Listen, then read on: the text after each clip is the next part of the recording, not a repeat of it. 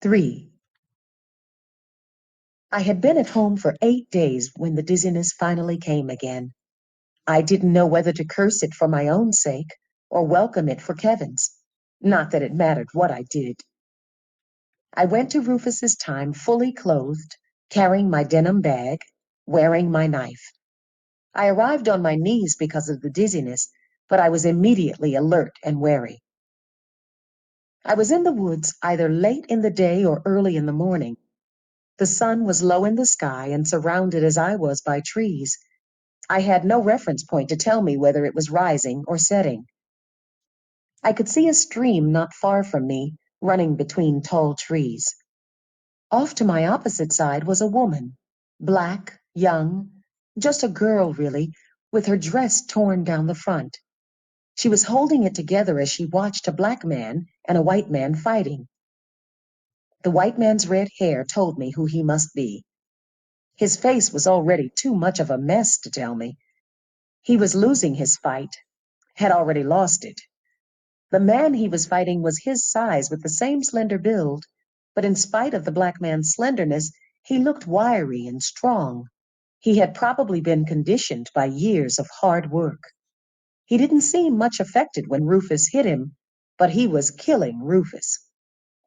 Then it occurred to me that he might really be doing just that, killing the only person who might be able to help me find Kevin, killing my ancestor. What had happened here seemed obvious.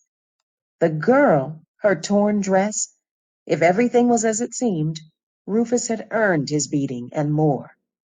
Maybe he had grown up to be even worse than I had feared. But no matter what he was, I needed him alive, for Kevin's sake and for my own. I saw him fall, get up, and be knocked down again. This time he got up more slowly, but he got up. I had a feeling he'd done a lot of getting up. He wouldn't be doing much more. I went closer, and the woman saw me. She called out something I didn't quite understand, but the man turned his head to look at me. Just then Rufus hit him on the jaw. Surprisingly, the black man stumbled backward, almost fell, but Rufus was too tired and hurt to follow up his advantage. The black man hit him one more solid blow, and Rufus collapsed. There was no question of his getting up this time. He was out cold. As I approached, the black man reached down and caught Rufus by the hair as though to hit him again. I stepped up to the man quickly. "What will they do if you kill him?" I said. The man twisted around to glare at me. "What will they do to the woman if you kill him?" I asked. That seemed to reach him. He released Rufus and stood straight to face me. "Who's gonna say I did anything to him?" His voice was low and threatening, and I began to wonder whether I might wind up joining Rufus unconscious on the ground. I made myself shrug. "You'll say yourself what you did if they ask you, right? So will the woman." "What are you going to say?" "Not a word if I can help it. But I'm asking you not to kill him."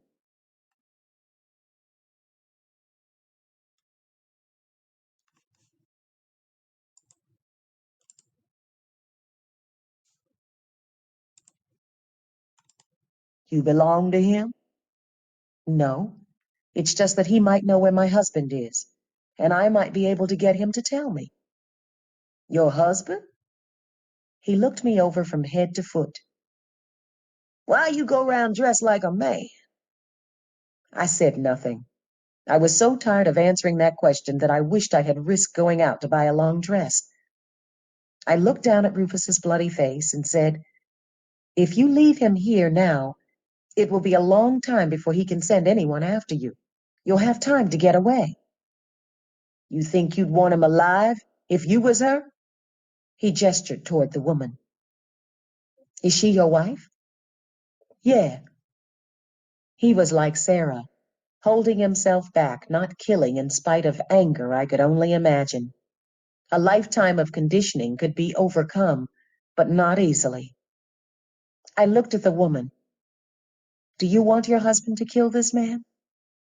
She shook her head. and I saw that her face was swollen on one side. "While ago, I could have killed him myself," she said. "Now, Isaac, let's just get away." "Get away and leave her here?" He stared at me, suspicious and hostile. "She sure don't talk like no nigger I ever heard. Talks like she been mighty close with the white folks for a long time." "She talks like that 'cause she comes from a long way off," said the girl. I looked at her in surprise. Tall and slender and dark she was, a little like me, maybe a lot like me. "You're Dana, aren't you?" she asked. "Yes. How did you know?" "He told me about you." She nudged Rufus with her foot. "He used to talk about you all the time. And I saw you once, when I was little." I nodded. "You're Alice, then?" "I thought so." She nodded and rubbed her swollen face. "I'm Alice." And she looked at the black man with pride. "Alice Jackson now." I tried to see her again as the thin, frightened child I remembered, the child I had seen only 2 months before. It was impossible, but I should have been used to the impossible by now, just as I should have been used to white men preying on black women. I had Wayland as my example, after all. But somehow I had hoped for better from Rufus. I wondered whether the girl was pregnant with Hagar already.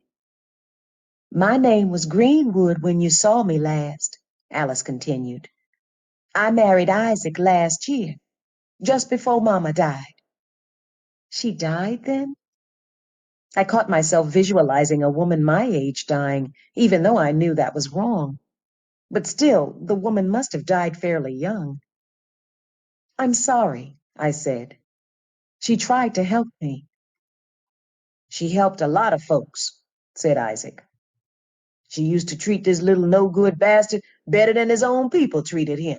He kicked Rufus hard in the side. I winced and wished I could move Rufus out of his reach. "Alice," I said, "wasn't Rufus a friend of yours? I mean, did he just grow out of the friendship or what?" "Got to where he wanted to be more friendly than I did," she said. "He tried to get Judge Hallman to sell Isaac South to keep me from that." "You're a slave?" I said to Isaac, surprised.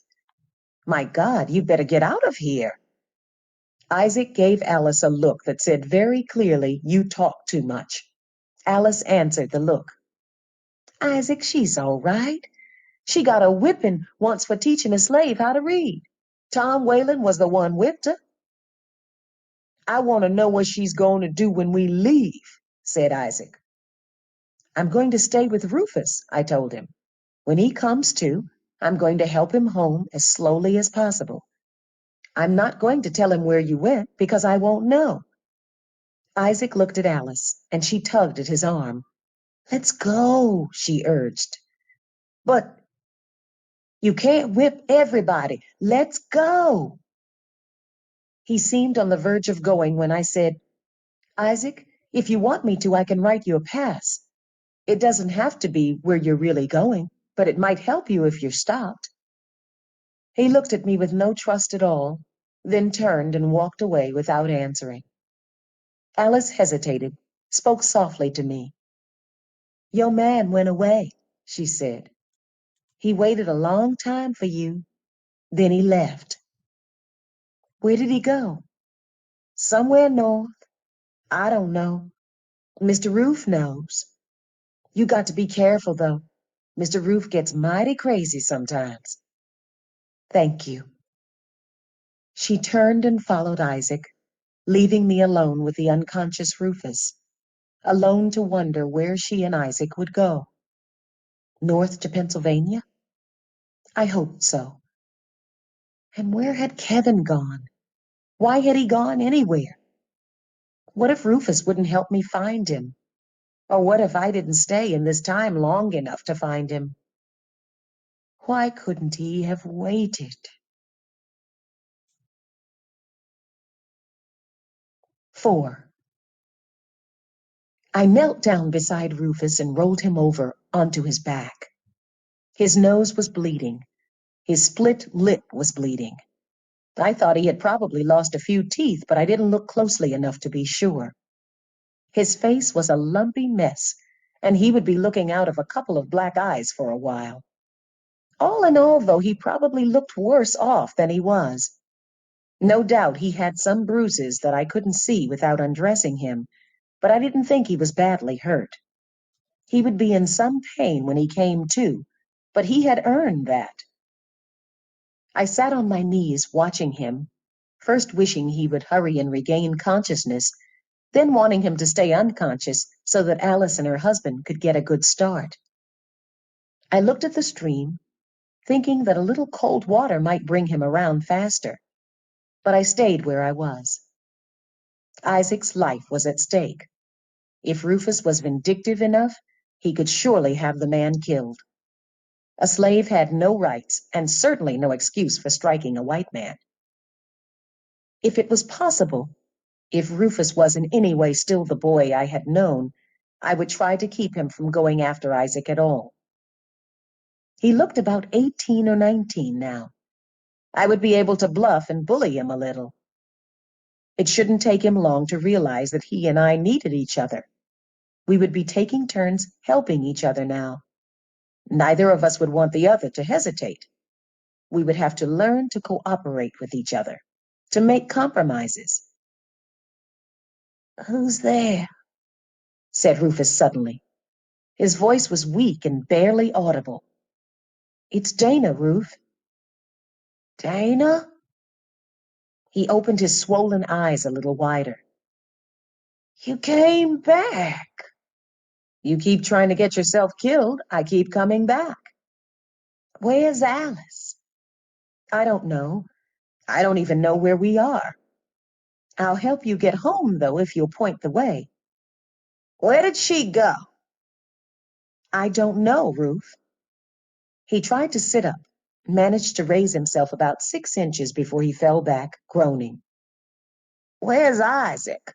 he muttered. "That's the son of a bitch I want to catch up with." "Rest a while," I said. "Get your strength back. You couldn't catch him right now if he was standing next to you." He moaned and felt his side gingerly. "He's going to pay." I got up and walked toward the stream. "Where are you going?" he called. I didn't answer. "Dana, come back here. Dana." I could hear his increasing desperation. He was hurt and alone, except for me. He couldn't even get up, and I seemed to be abandoning him. I wanted him to experience a little of that fear. "Dana!" I dug the washcloth out of my denim bag, wet it, and took it back to him. Kneeling beside him, I began wiping blood from his face.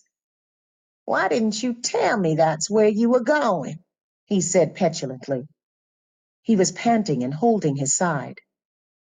I watched him, wondering how much he had really grown up. "Dana, say something." "I want you to say something." He squinted at me. "What?" I was leaning close to him, and I caught a whiff of his breath when he spoke. He had been drinking. He didn't seem drunk, but he had definitely been drinking. That worried me, but there was nothing I could do about it. I didn't dare wait until he was completely sober. "I want you to tell me about the men who attacked you," I said. "What men?" "Isaac, the men you were drinking with," I improvised.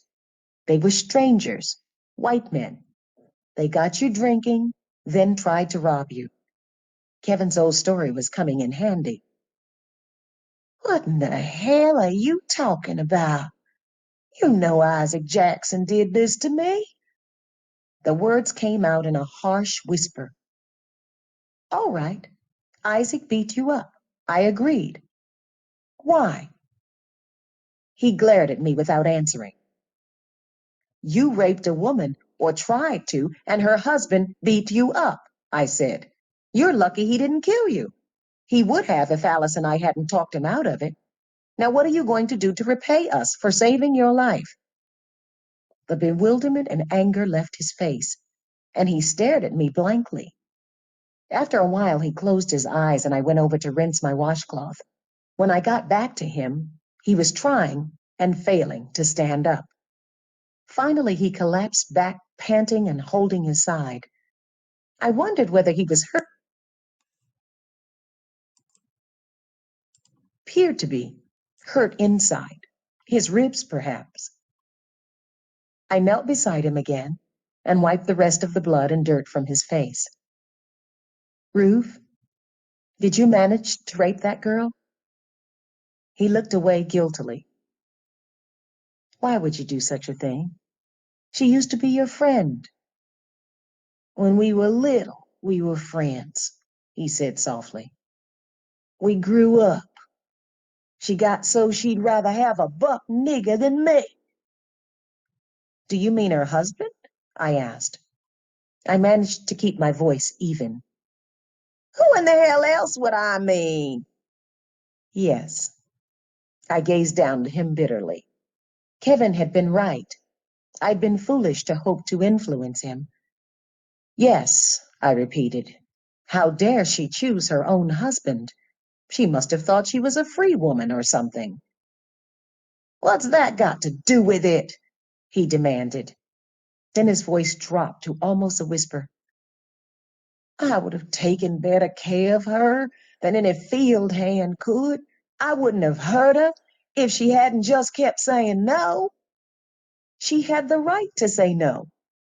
We'll see about her rights. Oh, are you planning to hurt her more? She just helped me save your life, remember? She'll get what's coming to her. She'll get it whether I give it to her or not. He smiled. She ran off with Isaac. She'll get plenty. Why? What do you mean? She did run off with Isaac then? I don't know. Isaac figured I was on your side, so he didn't trust me enough to tell me what they were going to do. He didn't have to. Isaac just attacked a white man. He's not going back to Judge Holloman after doing that.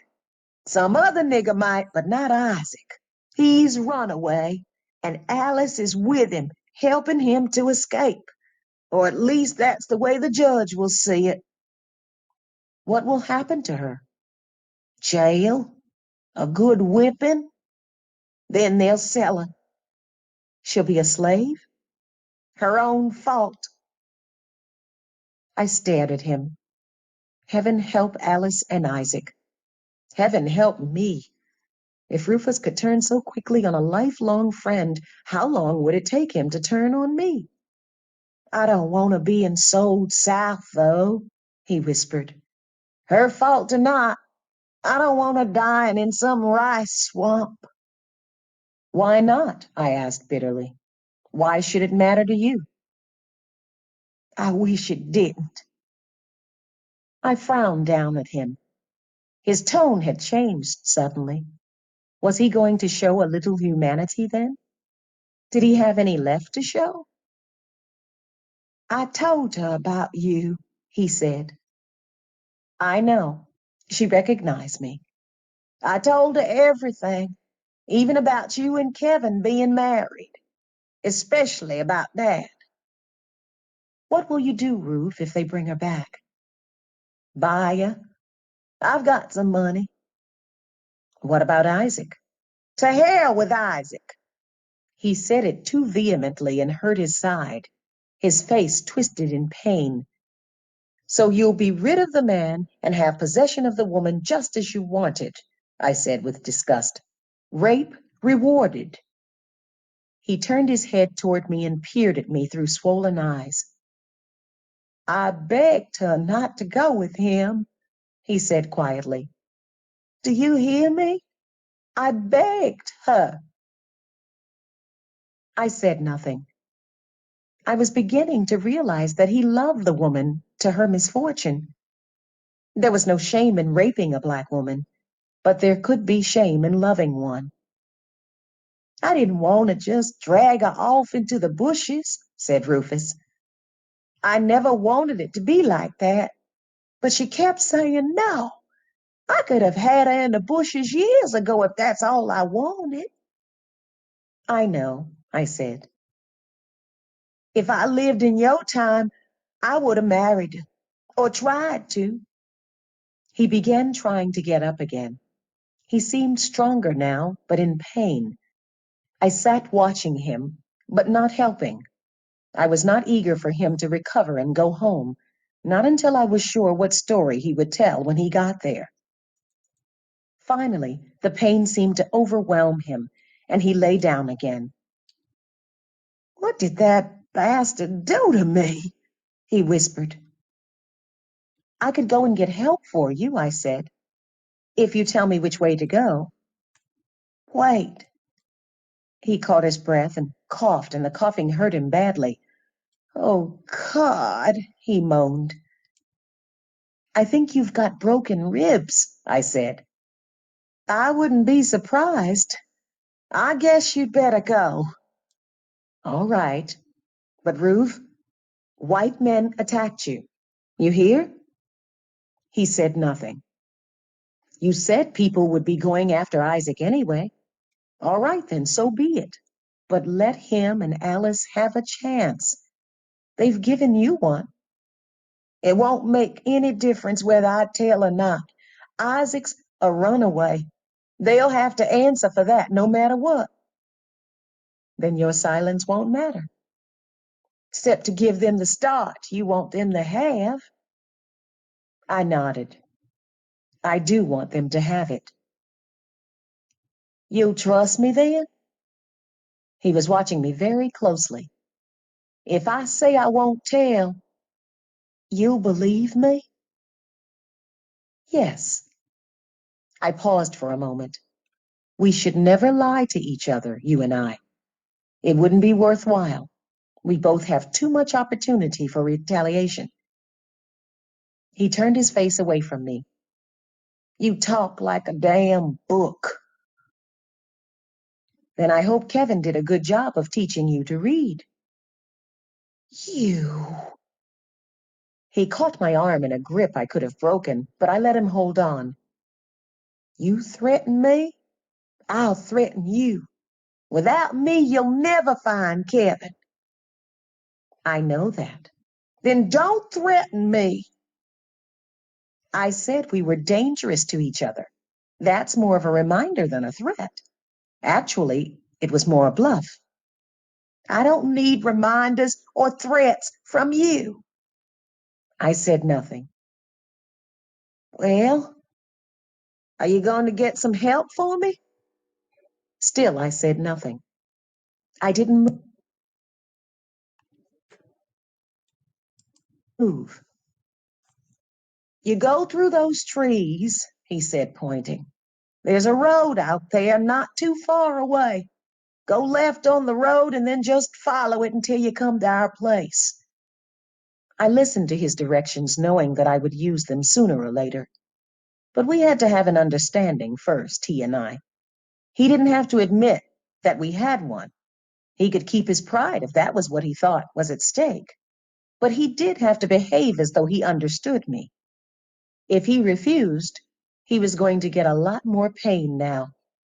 And maybe later, when Kevin was safe and Hagar had at least had a chance to be born, I might never find out about that. I would walk away from Rufus and leave him to get out of his own trouble. Dana? I looked at him. I had let my attention wander. I said they'll get their time. White men attacked me. Good, Ruth. I laid a hand on his shoulder. Look, your father will listen to me, won't he? I don't know what he saw last time I went home. He doesn't know what he saw either. Whatever it was, he's seen it before. That time at the river, and he didn't believe it then either. But he'll listen to you. He might even be a little afraid of you. That's better than the other way around. I'll get back as quickly as I can.